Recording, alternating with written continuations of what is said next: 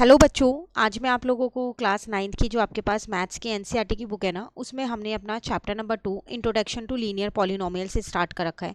आज की क्लास में हम लोग एक्सरसाइज करने वाले हैं यहाँ पर 2.2 से पहले का जितना कॉन्सेप्ट था वो ऑलरेडी चैनल पे अपलोड है, आप वहाँ से कर सकते हैं। देखिए, इसमें आपसे क्वेश्चन नंबर 1 में क्या कह रहा है, पहले एक बार हम एक्सरसाइज देख लें फिर स्टार्ट करते हैं। तो टोटल 7 क्वेश्चन है हमारे पास यहाँ पर। चलिए, क्वेश्चन नंबर 1 है हमारे पास, find the value of the linear polynomial. एक लीनियर पॉलिनोमियल आपको दिया है 5x-3। इसकी वैल्यू बतानी है कब कब, जब या तो x0 या x-1 हो या फिर x2 हो। तो तीन केस है। तो पॉलिनोमियल को पहले हम यहाँ लिख लेते हैं 5x-3। तो आंसर नंबर 1 है मेरे पास। ठीक है, पॉलिनोमियल है मेरा 5x-3। अब इसके अंदर फर्स्ट केस था मेरे पास, जब x मेरे पास 0 होगा तो हमें कुछ नहीं करना है, यहाँ पर x की वैल्यू को 0 पुट कर देना है जहाँ पर x है। तो 5 इंटू 0 0 -3, आपका आंसर आ जाएगा -3। सेकेंड केस था मेरे पास, जब x मेरे पास -1 होगा तो x की जगह पर हमारे को -1 पुट कर देना है। तो 5 इंटू -1 -5 और -3, आंसर आ गया -8। देन थर्ड केस था मेरे पास, जब x इज इक्वल्स टू में 2 था मेरे पास, तो 5 x की जगह पर 2 पुट कर देना है यहाँ पर। तो इंटू में 5 2 जा 10 -3, आंसर आ जाएगा 7। तो ये सिंपल सा क्वेश्चन था आपके पास फर्स्ट वाला। क्लियर। सेकंड में क्या कह रहे हैं, find the value of quadratic polynomial. Same he question है, बस यहाँ लीनियर पॉलिनोमियल था, अब आपको क्वाड्रेटिक पॉलिनोमियल दिया है।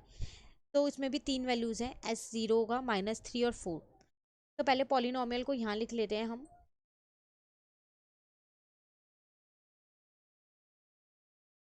तो आंसर नंबर 2 में हम क्या करते हैं, अपना पॉलिनोमियल लिखते हैं पहले यहाँ पर।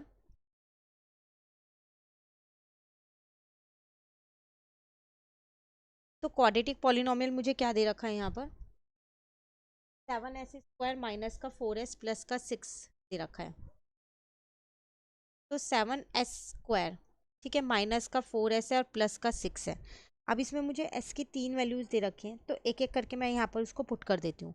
तो फर्स्ट अगर हम यहाँ लेते हैं तो s की वैल्यू 0 है, तो अगर हम इसके अंदर पुट करते हैं तो जहाँ जहाँ भी s है ना, वहाँ पर आपको क्या कर देना है, सिर्फ 0 को पुट कर देना है। तो 0 से मल्टीप्लाई करोगे तो 0 ही आएगा। तो फर्स्ट वाले केस में तो आपका आंसर 6 आ गया। सेकेंड वाले केस की अगर मैं बात करूँ तो s की वैल्यू -3 है, तो जहाँ पर भी s है ना, वहाँ पर -3 को पुट कर दो, प्लस का 6 हो गया। तो 3 3 जा 9, -3 करोगे तब भी 9 ही आएगा, तो 7 इंटू में 9। अब ये दोनों माइनस मिलके यहाँ प्लस हो गए, ये वाला और ये वाला माइनस मिलके, और 4 3 जा 12 हो गया, प्लस का 6 ऐसी है। नाउ 7 9 जा आपके पास 63 होता है, प्लस यहाँ पर 12 प्लस 6 18 हो गया। ठीक है, तो फाइनली आपका आंसर 81 आ गया। क्लियर। अगर हम थर्ड केस की बात करें तो s इज इक्वल्स टू में 4 है आपके पास,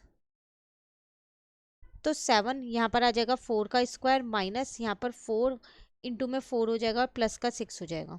ठीक है, नाउ 4 4 जा 16 हो जाएगा, 4 का स्क्वायर 16, 4 4 जा 16 प्लस का 6। देखो कट मत कर देना 16 को 16 से, क्योंकि वो उसके साथ मल्टीप्लाई में है। ठीक है, 7 को इंटू किया 16 से, और यहाँ पर इन दोनों को आप सॉल्व कर सकते हो, चाहो तो माइनस का 10 आएगा। तो फाइनली आपका आंसर 102 आ गया। क्लियर। ये था आपके पास क्वेश्चन नंबर 2 जो कंप्लीट हो गया। अब बात करते हैं क्वेश्चन नंबर 3 की। इसमें आपसे क्या कह रहे हैं, the present age of Salil's mother is 3 times Salil's present age. After 5 year their age will add up to 70 years. Find their present age. देखो यहाँ पर दो जने हैं, तो यहाँ पर आपसे क्या कह रहे हैं कि जो सलील है ना, उसकी जो प्रेजेंट एज है और जो उसकी मदर की प्रेजेंट एज है, उनमें क्या रिलेशन दे रखा है कि जो उसकी मदर की प्रेजेंट एज है ना, वो उसके 3 गुना है। मतलब मुझे दोनों में से किसी की भी प्रेजेंट एज नहीं दे रखी कि आज के टाइम पे वो कितने साल के हैं, वो तो मुझे निकालना है। तो अगर मैं ये देखूँ, मैं मान लूँ कि सलील जो है वो आज के टाइम पे अगर x ईयर का है, तो उसकी मदर 3x ईयर्स की होगी, क्योंकि हमें ये रिलेशन दे रखा है वो उसके 3 टाइम्स है। अब उसके बाद वो क्या कह रहा है, 5 आफ्टर 5 ईयर, 5 सालों के बाद क्या होगा, जब आप उन दोनों की एज को प्लस करोगे ना, तो प्लस करके 70 ईयर्स आएगा दोनों की एज को। तो बताओ उनकी आज की एज क्या है। तो आज की एज तो मुझे नहीं पता ना, तो उसको तो पहले मैं यहाँ पर लेट कर लेती हूँ। तो मैंने यहाँ पर लेट कर लिया, लेट प्रेजेंट एज ऑफ यहाँ पर मैंने सलील की प्रेजेंट एज ली है, तो वो मैंने एक्स ली है, एक्स ईयर्स, तो उसकी मदर का 3x हो जाएगा, ठीक है ना। प्रेजेंट एज ऑफ,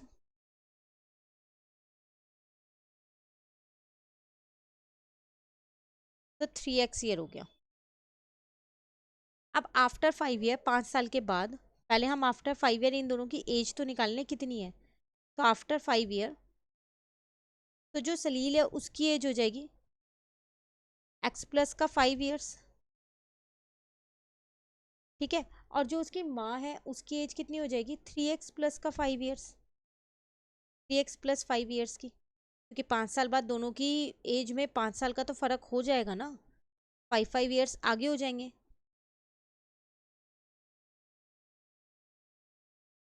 ये उसकी मदर की एज आ गई। अब क्वेश्चन के अकॉर्डिंग कह रहा था कि 5 साल के बाद जो भी उनकी एज होगी उसका सम 70 होगा, तो ये उनकी एज है। इसका मतलब इसका जो सम है x प्लस 5 और 3x प्लस 5, इसका जो सम है वो 70 है, ठीक है। नाउ x वाली टर्म्स को एक साथ लिया, दोनों मिलाया तो 4x हो गया, 5 प्लस 5 10 हो गया, 10 को दूसरी साइड पे ले गई, माइनस का हो गया तो 60 बन गया। तो यहाँ से मेरे पास x की वैल्यू आ गई 15। इसका मतलब x मैंने क्या माना था, सलील की प्रेजेंट एज, तो प्रेजेंट एज ऑफ सलील निकल गई 15 ईयर्स है, तो उसकी मदर उसके 3 गुना थी, तो इसका मतलब 15 इंटू में 3 कर दूंगी तो 45 ईयर्स जो है वो उसकी मदर की एज आ जाएगी, आ जाएगी ना। तो बस अब यहाँ लिख दो मदर्स एज। क्लियर। चलिए नेक्स्ट आपसे क्या कह रहे हैं यहाँ पर, क्वेश्चन नंबर 4 में, the difference between two positive integer is 63। फिर अगर आप दो पॉजिटिव इंटीजर्स लेते हो और उनका डिफरेंस निकालते हो, उनको माइनस करते हो, तो 63 आएगा। The ratio of two integer, वो दो इंटीजर रेशो में दे रखे हैं 2:5 हैं, तो बताओ वो दो इंटीजर्स हैं क्या। तो जब रेशो में दे रखे हैं तो आप बहुत ईजिली उन्हें लेट कर सकते हो। जब भी रेशो में होता है तो हमने 8th क्लास में भी जाना था कि हम उनसे x मान लेते हैं, है ना, साथ में उसके x लगा देते हैं एक। लेट द इंटीजर्स भी 2:5 था ना, तो 2x और 5x लेते हैं फिर, 2x एंड 5x।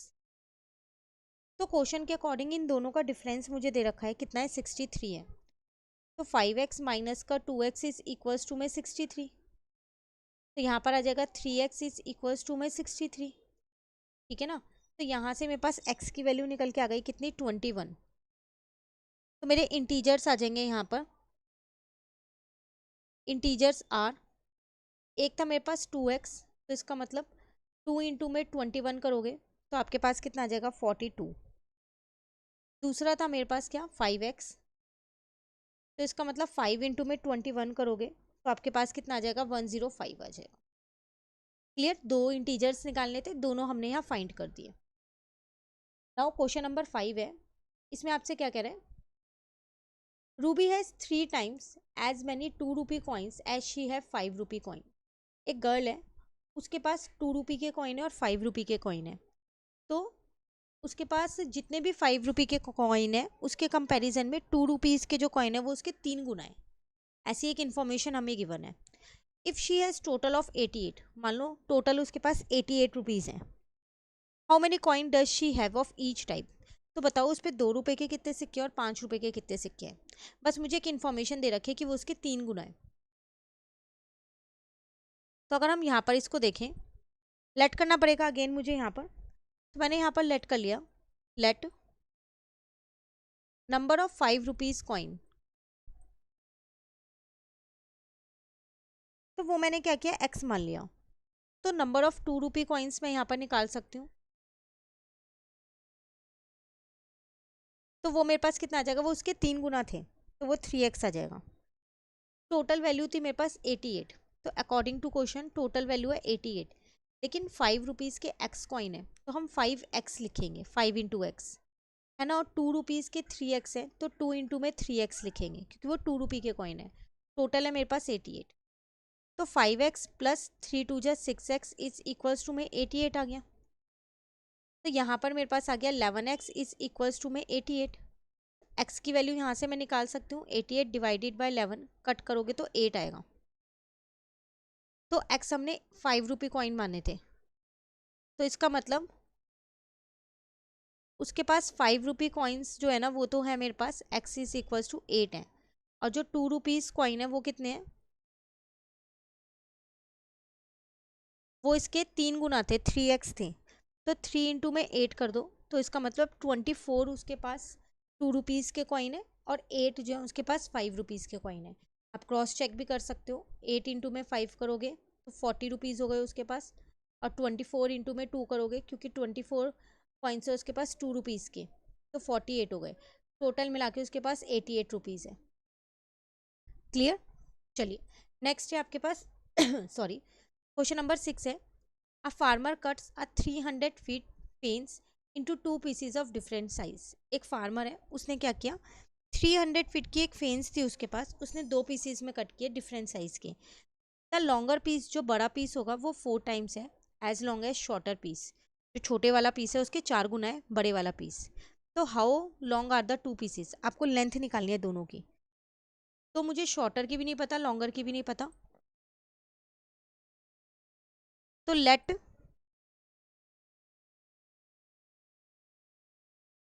जो शॉर्टर पीस है मैंने उसको मान लिया वो x फीट का काटा है हमने। तो जो लॉन्गर फीट होगा, जो लॉन्गर पीस होगा वो कितना होगा, उसका 4 गुना था ना क्वेश्चन में, 4 टाइम्स, तो वो 4x फीट हो जाएगा। ठीक है, और दोनों मिला के कितना था, 300 फीट थे। तो x प्लस का 4x इज इक्वल्स टू में 300, तो यहाँ आ गया 5x इज इक्वल्स टू में 300। तो यहाँ से x की वैल्यू आ गई मेरे पास 300 डिवाइडेड बाय 5, तो कट करोगे 60। तो इसका मतलब जो शॉर्टर पीस था वो 60 फीट का था। तो हम यहाँ लिख देंगे शॉर्टर फीट x माना था हमने, शॉर्टर पीस लिखेंगे यहाँ, तो वो था 60 फीट का आ गया। अब अगर लॉन्गर पीस की बात करूँ तो वो इसका 4 गुना था, तो इसका मतलब 4 इंटू में एक्स, तो 4 इंटू में 60 करोगे तो 240 फिट हो जाएगा। क्लियर क्वेश्चन नंबर 6 आपका? चलिए आते हैं question number 7, last question, then exercise complete. If the length of a rectangle is 3 more than twice its width and its perimeter is 24, what are the dimension of the rectangle?